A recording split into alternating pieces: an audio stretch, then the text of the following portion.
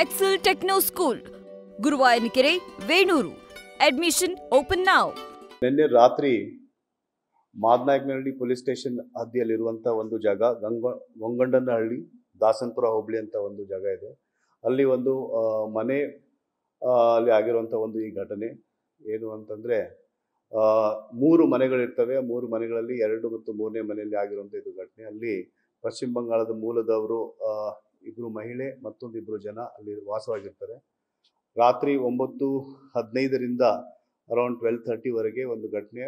ಒಂದು 5 ಜನ ಬಂದುಬಿಟ್ಟು ಅಲ್ಲಿ ಅವರಿಗೆ ಹೆದರಿಸಿ ಬೆದರಿಸಿ ಅದಾದ ನಂತರ ಒಳಗಡೆ ನುಗ್ಗಿಬಿಟ್ಟು ಅಲ್ಲಿರುವಂಥ ಒಬ್ಬರು ಮಹಿಳೆಗೆ ಫಸ್ಟು ಅವ್ರಿಗೆ ಒಂದಿಬ್ಬರಿಗೆ ಕಟ್ಟಿ ಹಾಕ್ತಾರೆ. ಗಂಡಸರು ಇಬ್ಬರು ಇರ್ತಾರೆ. ಅಲ್ಲಿ ಅವರಿಬ್ಬರಿಗೆ ಕಟ್ಟಿ ಹಾಕಿಬಿಟ್ಟು ಅಲ್ಲಿರುವಂಥ ಒಬ್ಬ ಮಹಿಳೆಗೆ ಅವರು ಅಲ್ಲಿ ಇನ್ನೊಂದು ಕೊಠಡಿಯಲ್ಲಿ ತಗೊಂಡು ಹೋಗ್ಬಿಟ್ಟು ಒಬ್ಬರು ಆದಮೇಲೆ ಒಬ್ಬರು ಅವ್ರ ಮೇಲೆ ಫಿಸಿಕಲ್ ಅಸಾಲ್ಟ್ ಮಾಡಿ ಅವ್ರ ಮೇಲೆ ರೇಪ್ ಮಾಡಿದ್ದು ಒಂದು ಇದು ಘಟನೆ. ಸೊ ಟೋಟಲ್ 3 ಜನ ಈ ರೀತಿ ಅದನ್ನು ಮಾಡಿದ್ದಾಗಿದೆ. ಅದಾದ ನಂತರ 2 ಹೊರಗಡೆ ಇದ್ದರು. ಈ ಟೋಟಲ್ 5 ಮೆಂಬರ್ಸ್ದು ಇದು ಅವ್ರ ಮೇಲೆ ಒಂದು ಕೇಸ್ ಇದು. ಸೊ ಈ ಕೇಸು ಘಟನೆ ಆದ ನಂತರ ಇಮಿಡಿಯೇಟ್ ಆಗಿ ನಮಗೆ 12:39ಗೆ ಕಾಲ್ ಬರುತ್ತೆ. ಕಾಲ್ ಬಂದ ನಂತರ ಇಮಿಡಿಯೇಟ್ ಆಗಿ ನಾವೆಲ್ಲ ಧಾವಿಸ್ತೀವಿ. ಎಲ್ಲ ಹಿರಿಯ ಅಧಿಕಾರಿಗಳು ಮಧ್ಯರಾತ್ರಿನೆಲ್ಲ ಹೋಗಿ ಇದನ್ನು ಈ ಪ್ರಕರಣದ ತೀವ್ರತೆಯನ್ನು ತಿಳಿದುಕೊಂಡ್ಬಿಟ್ಟು ಇಮಿಡಿಯೇಟ್ ಆಗಿ ನಾವು ಒಂದು ಇದನ್ನು case of gang rape and also dacoity ಕೇಸನ್ನು ಕೂಡ ನಾವು ಅದನ್ನು ತೊಗೊಂಡಿದ್ದೀವಿ. ಯಾಕೆ ಡೆಕಾಯಿಟಿ ತೊಗೋಬೇಕಾಯ್ತು ಅಂದರೆ, ಇದ್ರ ಜೊತೆಗೆ ಅವರು ಅವ್ರ ಹತ್ರ ಇರುವಂತಹ 2 ಮೊಬೈಲ್ ಫೋನ್ಗಳು ಮತ್ತು 25,000 ರೂಪಾಯಿಗಳನ್ನು ಕೂಡ ದೋಚ್ಕೊಂಡು ಹೋಗಿದ್ದಾರೆ. ಮತ್ತು ಅವರು ಕೆಲವೊಂದಿಷ್ಟು ಈ ಬ್ಯಾಟ್, ಈ ಕ್ರಿಕೆಟ್ ಬ್ಯಾಟ್ ಇರುತ್ತೆ, ಆ ಟೈಪ್ ಒಂದು 2 ಚಿಕ್ಕ ಬ್ಯಾಟ್ಗಳು ಇದು ಅಲ್ಲಿ ಇದಾವೆ. ಅಲ್ಲಿ ಅದರಿಂದ ಅವ್ರಿಗೆ ಹೊಡೆದಿದ್ದು ಇದೆ. ಮೈನರ್ ಇಂಜರೀಸ್ ಆಗಿದ್ದಿದೆ ಅದರಲ್ಲಿರುವಂಥ ವಾಸವಾಗಿರುವಂಥ ಜನರಿಗೆ. ಸೊ ಒಂದು ಡೆಕಾಯಿಟಿ ಪ್ಲಸ್ ಇದು ಗ್ಯಾಂಗ್ ರೇಪ್ ಕೇಸ್. ಸೊ ಕಲಂ 71, ಕಲಂ 127 subclass 2, 118 subclass 1, 311, 324 subclass 3 red with 190 BNS ಈ ಅಡಿಯಲ್ಲಿ ನಾವು ಕೇಸನ್ನು ರಿಜಿಸ್ಟರ್ ಮಾಡ್ತೀವಿ. ಕೇಸ್ ರಿಜಿಸ್ಟರ್ ಮಾಡಿದ ನಂತರ 3 ತಂಡಗಳನ್ನು ನಾವು ರಚನೆ ಮಾಡ್ತೀವಿ. 3 ತಂಡಗಳು ರಚನೆ ಮಾಡಿ ಒಬ್ಬೊಬ್ಬ ಇನ್ಸ್ಪೆಕ್ಟರ್ ಅದ್ರ ಮೇಲೆ ಹಾಕ್ಬಿಟ್ಟು ಯಾರು ಮಾಡಿದ್ದಾರೆ ಅಂತ ನಮಗೆ ಅದ್ರ ಬಗ್ಗೆ ನಾವು ಕಲೆಯನ್ನು ಹಾಕ್ತೀವಿ, ಮಾಹಿತಿಯನ್ನು ಕಲೆ ಹಾಕ್ತೀವಿ. ಹಾಕಿದ ನಂತರ ಆ ದಿಶೆಯಲ್ಲಿ ನಾವು ಕೆಲಸವನ್ನು ಮಾಡ್ತೀವಿ, ಶುರು ಮಾಡ್ತೀವಿ. ಟೋಟಲ್ ಇದ್ರೊಳಗೆ 5 ಜನ ಮಾಡಿದ್ದು ಯಾರು ಅಂತ ಫಸ್ಟ್ ನಾವು ಅದನ್ನು ಐಡೆಂಟಿಫೈ ಮಾಡಿದ ನಂತರ ಈ 3 ತಂಡಗಳಿಗೆ ನಾವು ವಿವಿಧ ಏರಿಯಾಗಳಲ್ಲಿ ಬಿಟ್ಬಿಟ್ಟು ಅವ್ರಿಗೆ ಸೆಕ್ಯೂರ್ ಮಾಡೋಕ್ಕೆ ನಾವು ಬಿಟ್ಟಿದ್ದಾಗಿದ್ದು ಒಂದು ಅದು ಕೆಲಸ. ಅದಾದ ನಂತರ ಇವರು ಮಹಿಳೆಯರದು ಏನು ವಿಕ್ಟಿಮ್ಸ್ ಇದ್ದಾರೆ ಅವ್ರಿಗೆಲ್ಲ ಹಾಸ್ಪಿಟಲೈಸ್ ಮಾಡಿ ಅದನ್ನು ಆ್ಯಸ್ ಪರ್ ದ SOPs ಇದೆ ಆ ಪ್ರಕಾರ ಅದನ್ನೆಲ್ಲ ಫಾಲೋ ಅಪ್ ಮಾಡಿದ್ದಾಗಿದ್ದು. ಆಮೇಲೆ ಅದ್ರ ಇನ್ನೊಂದಿಬ್ರು ಯಾರು ಗಂಡಸರಿದ್ರು ಅವರಿಗೆ ಕಟ್ಟಿ ಹಾಕಿದ್ದು, ಅವರಿಗೆ ಒಂದು ಸ್ವಲ್ಪ ಇಂಜರೀಸ್ ಏನಿತ್ತು, ಮೈನರ್ ಇಂಜರೀಸ್, ಅವ್ರಿಗೂ ಕೂಡ ನಾವು ನಿಮ್ಯಾನ್ಸಲ್ಲಿ ಆಸ್ಪತ್ರೆಗೆ ಅವ್ರಿಗೆ ಅಡ್ಮಿಟ್ ಮಾಡಿ ಅವ್ರದ್ದು ಟ್ರೀಟ್ಮೆಂಟ್ ಕೂಡ ಮಾಡಿದ್ದೀವಿ. ಅದು ಈಗ ಟ್ರೀಟ್ಮೆಂಟ್ ಜಾರಿಯಲ್ಲಿದೆ. ಗೋಯಿಂಗ್ ಫಾರ್ವರ್ಡ್ ಈ 3 ತಂಡಗಳು ಕಂಟಿನ್ಯೂಸ್ ಆಗಿ ಫಾಲೋ ಅಪ್ ಮಾಡಿಬಿಟ್ಟು ಬೆಳಗ್ಗೆಯಿಂದ ನಾವು ಅದನ್ನು ಹುಡುಕಿ ಇದರಲ್ಲಿರುವಂತಹ 3 ಜನ ಅಕ್ಯೂಸ್ಡ್ಗೆ ನಾವು ಇವಾಗ ಸೆಕ್ಯೂರ್ ಮಾಡಿದ್ದೀವಿ. 3 ಜನ ಅಕ್ಯೂಸ್ಡು. ಆ 3 ಜನ ಅಕ್ಯೂಸ್ಡ್ ಆದ ನಂತರ ಇನ್ನೂ 2 ಮಾತ್ರ ನಮಗೆ ಸಿಗಬೇಕಾಗಿದೆ. ಅದನ್ನು ಕೂಡ ಇನ್ನೊಂದು ನೆಕ್ಸ್ಟ್ ಕಪಲ್ ಆಫ್ ಅವರ್ಸ್ ಅಂತ ನಾವು ಹೇಳ್ಬೋದು. ಅಷ್ಟರೊಳಗಡೆ ಅವರು 2 ಕೂಡ ನಾವು ಸೆಕ್ಯೂರ್ ಮಾಡ್ತೀವಿ. ಸೊ ಇಷ್ಟು ಈ ತನಿಖೆ ಜಾರಿಯಲ್ಲಿದೆ. ಆಮೇಲೆ ಇದು ಈ ಪ್ರಕರಣದ ತೀವ್ರತೆಯನ್ನು ನಾವು ತಿಳ್ಕೊಂಡ್ಬಿಟ್ಟು ಈಗ ಈ ತನಿಖೆಯನ್ನು DYSP ನೆಲಮಂಗಲ ಅವ್ರಿಗೆ ಈ ತನಿಖೆಯನ್ನು ಮಾಡಲಿಕ್ಕೆ ಕೊಟ್ಟಿದ್ದಾಗಿದೆ. ಆ ಪ್ರಕಾರ ಆದಷ್ಟು ಬೇಗ ಈ ತನಿಖೆದ್ದು ಪ್ರತಿಯೊಂದು ಏನು ಚಿಕ್ಕ ಪುಟ್ಟ ಕೆಲವೊಂದಿಷ್ಟು ಏನು ಇದು ಇದಾವೆ ನ್ಯೂಆನ್ಸಸ್ ಅಂತ ನಾವು ಹೇಳ್ತೀವಿ, ಅದನ್ನೆಲ್ಲನೂ ಕೂಡ ಗಮನದಲ್ಲಿ ಇಟ್ಕೊಂಡ್ಬಿಟ್ಟು ತೀವ್ರತೆ ಮತ್ತು ಇದ್ರದ್ದು ಸೆನ್ಸಿಟಿವಿಟಿ ಜಾಸ್ತಿ ಇರೋದ್ರಿಂದ ಅವರಿಗೆ ಇದನ್ನು ನಾವು ಒಬ್ಬ ಹಿರಿಯ ಅಧಿಕಾರಿಗೆ ತನಿಖೆಯಲ್ಲಿ ಕೊಟ್ಟಿದ್ದಾಗಿದೆ ಕೇಸನ್ನು. ಆಮೇಲೆ ಆದಷ್ಟು ಬೇಗ ಇವರಿಬ್ಬರಿಗೆ ನಾವು ಸೆಕ್ಯೂರ್ ಮಾಡಿದ ನಂತರ ಟೋಟಲ್ 5 ಮೆಂಬರ್ಸ್ ಏನಿದ್ದಾರೆ ಅದರದ್ದು ಅದಾದ ನಂತರ ತನಿಖೆಯನ್ನು ಕಂಟಿನ್ಯೂ ಮಾಡಿ ಆದಷ್ಟು ಬೇಗ we will complete our investigation.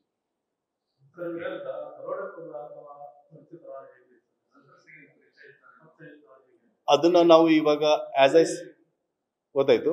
As I said ಇದ್ರೊಳಗಡೆ ಕೆಲವೊಂದಿಷ್ಟು ಅವ್ರು ಐಡೆಂಟಿಫೈ ಮಾಡಿದ್ದಾರೆ. ನಮಗೇನು ನಾವು ಕಲೆ ಹಾಕ್ತೀವಿ ಮಾಹಿತಿಯನ್ನು, ಆ ಬೇಸಿಸ್ ಮೇಲೆ ಕಲೆ ಹಾಕಿದಾಗ ಅವ್ರಿಗೆ ಫೋಟೋಸ್ ಎಲ್ಲ ತೋರಿಸಿದಾಗ ಅವರು ಹೆಸರು ಕೂಡ ಹೇಳ್ತಾರೆ. ಸೊ ಅದಕ್ಕೆ ಒಂದು ಕೆಲವೊಬ್ರು ಏನೋ ಪರಿಚಿತರು ಇದ್ರು ಇರಬಹುದು, ಅದು it is too early to say anything. ಅವ್ರಿಗೆ ಎಲ್ಲ ನಾವು ಇನ್ನಷ್ಟು ಆಳವಾಗಿ ತನಿಖೆ ಮಾಡಬೇಕಾಗಿದ್ದಿದೆ.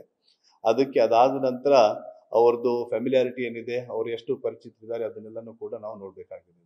ಈಗ ಪೊಲೀಸರ ದಿಕ್ತಪ್ಪಿಸೋಕ್ಕೋಸ್ಕರ ಈ ರೀತಿಯಾಗಿ ಅಟೆಂಪ್ಟ್ ಅಥವಾ ರೇಪ್ ಮಾಡಿದ್ರ ಅಥವಾ ಬೇರೆ ಉದ್ದೇಶ ಮೇಲ್ನೋಟಕ್ಕೆ ಸದ್ಯದ ಮಟ್ಟಿಗೆ 3 ಅರೆಸ್ಟ್ ಆಗಿದ್ದಾರೆ, ವಿಚಾರಣೆ ಕೂಡ ಆಗ್ತಾ ಇದೆ, ಅದ್ರ ಕೆಲ ಅಂಶಗಳನ್ನು ಹೇಳ್ಬೋದು ಅಂದ್ರೆ ಗೊತ್ತಾಗಿಲ್ಲ.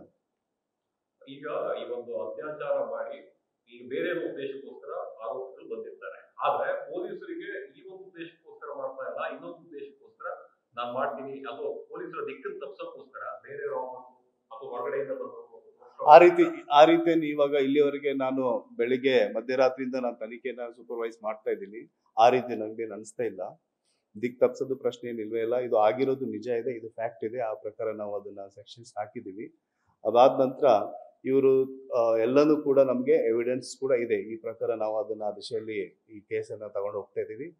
ಅಂಡ್ ಫರ್ದರ್ ಇನ್ನೂ ಇಬ್ರು ಸಿಕ್ಕ ನಂತರ ಕಂಪ್ಲೀಟ್ ಪಿಕ್ಚರ್ ಗೊತ್ತಾಗುತ್ತೆ, ಇದು ಯಾರು ಯಾಕೆ ಮಾಡಿದ್ದು ಏನಂತ ತಿಳ್ಕೊಂಡ್ಬಿಟ್ಟು ಯಾವುದು ಆ ಬೇಸಿಸ್ ಮೇಲೆ ನಾವು ಪಾಯಿಂಟೆಡ್ ಆಗಿ ಈ ತನಿಖೆನ ಫರ್ದರ್ ಕಂಟಿನ್ಯೂ ಮಾಡ್ತೀವಿ. ಸಿಕ್ಕಿರುವ ಆರೋಪಿಗಳ ಪೈಕಿ ಈ ಹಿಂದೆ ಯಾವ್ದಾದ್ರು ಇನ್ಸಿಡೆಂಟ್ ಆಗಿ ಅಥವಾ ಎಮೋಟಿಗಳಾಗಿದ್ದಾರಾ ಅಥವಾ ರವಿಶಂಕರ್ಗಳಾಗಿದ್ದಾರಾ ಅದು ಚೆಕ್ ಮಾಡ್ತೀವಿ.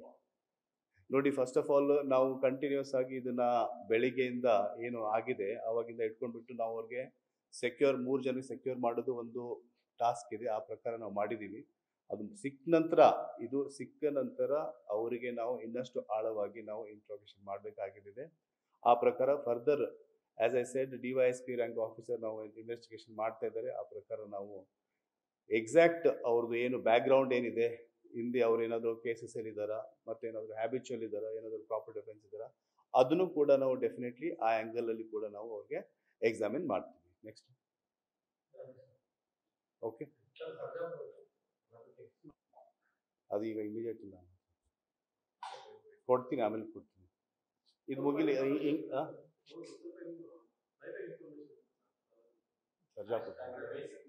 ಇಂಗ್ಲೀಷಲ್ಲಿ ಹೇಳ್ಬೇಕು ಅವ್ರಿಗೆ, ಅದಾದ ನಂತರ ನಿಮ್ಗೆ ಹೇಳ್ತೀನಿ. ಅಷ್ಟರೊಳಗಡೆ ಅವನಿಗೆ ಕಳ್ಸಿ ಹೇಳ್ತೀನಿ.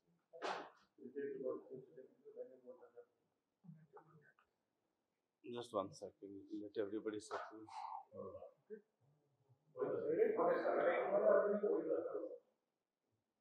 We'll start? Last night between 9:15 to 12:30, a case was reported in Madnayakanhalli police station limits, Gangagondanhalli, Dasanpura Hubli, where in a private residence there are 3 houses which are located in one row, and second and the third house where the victims were found, and the case has been, the incident has happened. Based on the call what we received at 12:39 in the night, the senior most officers and the local officers, we have arrived there and attended to this particular case, and the case has been registered under various sections of the law. Section 70 clause 1, 127 clause 2, 118 clause 1, 311, 324 clause 3, and 190 BNS. So these are the sections that have been put. Essentially, it's a case of gang rape, along with dacoity as well. As post the commission of the offence, the sexual assault that has happened, post that they have also taken away 2 mobile phones and 25,000 rupees cash that was there in the house. So that is how the case has been registered under these sections of the law. And based on the gravity of this particular case, immediately we have ensured that a DSP rank officer is drawn for this particular investigation. Then because the victims, after speaking to the victims and also all the people who were there in that house, we have also ensured that the total 5 people who had come to this particular site when this offense happened. So to ensure that these 5 accused are secured at the earliest, we have formed 3 special teams under the inspector of each police station in the Nelmangla subdivision. And as I speak to you all now, 3 accused have been secured in this particular case. Another 2 more to go. I am very positive that another couple of hours we will be securing the rest of the 2 accused. So the investigation continues, and the victims in this particular case belong to West Bengal, and the accused are from the local area. So in that particular area itself. So now we know the people who are behind it, and shortly we are going to secure the rest of the accused. Sir, why did this crime happen? What Time, as I said, between 9:50 to 12:30 in the night, last night. So whether accused and victims are moved to That we will be able to. We are examining all that now. Only we have got 3 of them. We have just secured them now. As I said, as I speak to all of you now, so we need to interrogate them in depth, and going forward, maybe in the next couple of hours, we will be able to know exactly that aspect of it. We'll examine whether they are familiar to each other, they are known to each other in the past. was there any forced entry or how this? Yeah, they have seen that there were 1 or 2 people who were there in the night over the phone call, and they have asked them to, open the door, and they have opened. They were walking outside. And who's the condition of the victim? The victim's condition is safe, and yes, I cannot say that it is safe. I mean, they are out of danger, and they have whatever as per our SOPs, we have ensured that all the SOPs are followed, and they are being treated in the hospital. So how many will be total? 1 victim and 5 accused. So in the house there were 2 women and 2 more adults, and 2 kids were there. So only with one female they have done this thing? Yeah. Only 1 is the victim in that, who has undergone this. Yes. Anything else? Yeah. Thank you.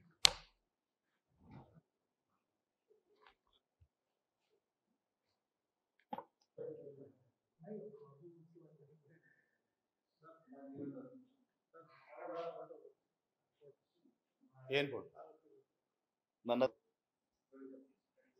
ರೆಡಿನಾ? ಇತ್ತೀಚೆಗೆ ನಮ್ಮ Sarjapur police station ಹದ್ದಿಯಲ್ಲಿ ಆಗಿರುವಂತ ಒಂದು ಘಟನೆ 103 ಅಂದ್ರೆ murder case report ಆಗಿತ್ತು. Almost border ಇದೆ ಅಲ್ಲಿಂದ ಬಾಗ್ಲೂರ್ ಹತ್ರ. ಇವರು ವಿಕ್ಟಿಮ್ ಯಾರಿದ್ದಾರೆ ಅವರು ಕೂಡ ಅಲ್ಲೇ ಗಾರೆ ಕೆಲಸ, ಕನ್ಸ್ಟ್ರಕ್ಷನ್ ಇಂಡಸ್ಟ್ರಿಯಲ್ಲಿ ಕೆಲಸ ಮಾಡುವಂಥವ್ರು. ಸೊ ಹಸ್ಬೆಂಡ್ ಅಂಡ್ ವೈಫ್ ಅಲ್ಲೇ ವರ್ಕ್ ಮಾಡ್ತಾ ಇರ್ತಾರೆ. ಅವ್ರಿಗೆ ಒಂದಿಷ್ಟು ಮಕ್ಕಳು ಕೂಡ ಇದ್ದಾರೆ. ಅವ್ರ ಹಸ್ಬೆಂಡ್ ಏನಿದ್ದಾರೆ, ಇವ್ರು ಯಾರು ವಿಕ್ಟಿಮ್ ಇದ್ರೆ ಇದರಲ್ಲಿ ರಾಮ್ ಕುಮಾರ್ ಸಾದಾ, 45 year old, ಬೇಗುಸರಾಯ್ದವರು, ಬೇಸಿಕ್ಲಿ ಫ್ರಮ್ ಬಿಹಾರ್. ಸೊ ಅವರು ಈ ಘಟನೆ ಆದ ದಿವಸ ಸಾಯಂಕಾಲ ಮನೆಯಿಂದ ಹೋಗಿರ್ತಾರೆ. ಹೋಗ್ಬಿಟ್ಟು ರಿಟರ್ನ್ ಬರಬೇಕಾದಾಗ ಒಂದು ಅಲ್ಲಿ ಬಾರ್ಡರ್ ಅಲ್ಲೇನೆ, ಕರ್ನಾಟಕ ತಮಿಳ್ನಾಡು ಬಾರ್ಡರ್ ಅಲ್ಲೇ ಒಂದು ಬಾರ್ ಇದೆ. ಆ ಬಾರಲ್ಲಿ ಡ್ರಿಂಕ್ ಮಾಡಿ ಹೊರಗಡೆ ಬರಬೇಕಾದಾಗ ಅಲ್ಲಿ ಇನ್ನೊಬ್ಬ ವ್ಯಕ್ತಿ ಸಿಗ್ತಾನೆ. ಅವನು ಜೊತೆಗೆ ಅವನು ಅದೇ ಆ ಕಡೆಯವನೇ ಇದ್ದಾನೆ, ಊರವನು. ಅವರು ಮಾತಾಡ್ಕೊಂಡ್ಬಿಟ್ಟು ಅವ್ರು ಡ್ರಿಂಕ್ ಮಾಡ್ತಾರೆ. ಒಂದು ಚಿಕ್ಕ ಪುಟ್ಟ ಒಂದು ವಿಷಯದ ಬಗ್ಗೆ ಜಗಳಾಡ್ತಾರೆ. ಅದು ಬಿಲ್ ಕೊಡೋ ವಿಚಾರ ಬಗ್ಗೆ ಮತ್ತು ಡ್ರಿಂಕ್ಸ್ ಕುಡಿಯೋ ವಿಚಾರದ ಬಗ್ಗೆ. ಆ ಗಲಾಟೆಯಲ್ಲಿ ಏನಾಗುತ್ತೆ, ಅವರು ತಳ್ಳಾಟ ಮಾಡ್ಕೊತಾರೆ. ತಳ್ಳಾಟ ಮಾಡಿ ಅವನು ಹೊರಗಡೆ ಬಂದ ನಂತರ ಈ ಡಿಸೀಸ್ಡ್ ಏನಿದ್ದಾರೆ ರಾಮ್ ಕುಮಾರ್ ಸಾದಾ ಅವರು ಒಂದು ಬಟ್ಟೆ ಹಾಕೊಂಡಿರ್ತಾರೆ. ಇದ್ರ ಮೇಲೆ ಅವರು ಡ್ರೆಸ್ ಮೇಲೆ ಒಂದು ಈ ಶಾಲ್ ಟೈಪ್ ಏನಿರುತ್ತೆ ಆ ಟೈಪ್ ಬಟ್ಟೆ ಇರುತ್ತೆ. ಆ ಬಟ್ಟೆಯನ್ನ ಈ ರಾತ್ರಿ ಆಗಿರೋದ್ರಿಂದ ಇದರಲ್ಲಿರುವಂತ ಅಕ್ಯೂಸ್ ಏನಿದ್ದಾರೆ ಅವ್ರಿಗೆ ಅದನ್ನ ಆ ಬಟ್ಟೆನ ತಗೊಂಡ್ಬಿಟ್ಟು ಅದನ್ನ ಕಂಪ್ಲೀಟ್ ಅವ್ರಿಗೆ ಸ್ಟ್ಯಾಂಗ್ಲೇಟ್ ಮಾತ್ರ ಕಟ್ಬಿಟ್ಟು ಒಂದು ಡೆತ್ ಆಗಿ ಅವರು ಹೋಗ್ತಾರೆ. ಅದಾದ ನಂತರ ಅವ್ರದ್ದು ಡೆತ್ ಆಗಿ ಆದ ನಂತರ ನಮಗೆ ಮಾಹಿತಿ ಬಂದ ನಂತರ ಇಮಿಡಿಯೇಟ್ ಆಗಿ ನಾವು ಅಲ್ಲಿ ಧಾವಿಸಿ ಅಲ್ಲಿ ಕೇಸನ್ನು ರಿಜಿಸ್ಟರ್ ಮಾಡ್ತೀವಿ. ಮರ್ಡರ್ ಕೇಸ್ ರಿಪೋರ್ಟ್ ಆಗಿದ್ದು ಆ ಬೇಸಿಸ್ ಮೇಲೆ ಇಮಿಡಿಯೇಟ್ ಆಗಿ ನಾವು ತನಿಖೆಯನ್ನ ಇದು ಮಾಡಿದಾಗ ಇದರಲ್ಲಿ ಅಕ್ಯೂಸ್ಡ್ ಒಂಥರ ಚಾಲೆಂಜಿಂಗ್ ಕೇಸ್ ಇತ್ತು. ಅಕ್ಯೂಸ್ಡ್ ಡೀಟೇಲ್ಸ್ ಎಲ್ಲ ನಮಗೆ ಸಿಗ್ಲಿಲ್ಲ. ಯಾಕಂದ್ರೆ CCTV ಅದು ಎಲ್ಲಾನು ಬಹಳಷ್ಟು ಸ್ವಲ್ಪ ಡಿಫಿಕಲ್ಟಿ ಆಗಿತ್ತು. ಆದರೂ ಸಹ ನಮ್ಮ ಹತ್ರ ಅವೈಲೇಬಲ್ ಏನು ಮಾಹಿತಿ ಇತ್ತು ಅದನ್ನೆಲ್ಲ ಕಲೆ ಹಾಕಿಬಿಟ್ಟು ಮತ್ತೆ ನಮ್ಮ ವಿಶೇಷ ತಂಡವನ್ನು ನಾವು ಮಾಡಿ ಅಲ್ಲಿ ಕನ್ಸ್ಟ್ರಕ್ಷನ್ ಫೀಲ್ಡ್ ಅಲ್ಲಿ ಆ ಕಡೆ ತಮಿಳ್ನಾಡಲ್ಲಿ ಏನು ಕೆಲಸ ಮಾಡ್ತಾರೆ ಮತ್ತು ಇಲ್ಲಿ ಆ ದಿವಸ ಎಲ್ಲೆಲ್ಲಿ ಜನ ಕೂಡಿದ್ರು ಬಾರಲ್ಲಿ ಅದೆಲ್ಲಾನು ಡಿಸೈಡ್ ಮಾಡಿ finally we were able to pin down on the main accused. ಅವರು ಕೂಡ ಈ ಜಾರ್ಖಂಡ್ ಮೂಲದವರಿದ್ದಾರೆ. ಅವರು ಕೂಡ ಇದೇ ಇಂಡಸ್ಟ್ರಿದವರು. ಆ ದಿವಸ ಅವರು ಡ್ರಿಂಕ್ ಮಾಡಿ ಇದು ಆಗಿರೋದಂತ ಗೊತ್ತಾಗುತ್ತೆ. ಆ ಪ್ರಕಾರ ಅವ್ರು ತಪ್ಪನ್ನು ಒಪ್ಕೊಂತಾರೆ. ಒಪ್ಪಿದ ನಂತರ ಕೇಸನ್ನು ನಾವು ಕೇಸಲ್ಲಿ ಅವ್ರಿಗೆ ಸೆಕ್ಯೂರ್ ಮಾಡಿ ಅರೆಸ್ಟ್ ಮಾಡಿ ಅವರು ಇವಾಗ ಜುಡಿಷಿಯಲ್ ಕಸ್ಟಡಿಯಲ್ಲಿ ಇದ್ದಾರೆ. ಓಕೆ.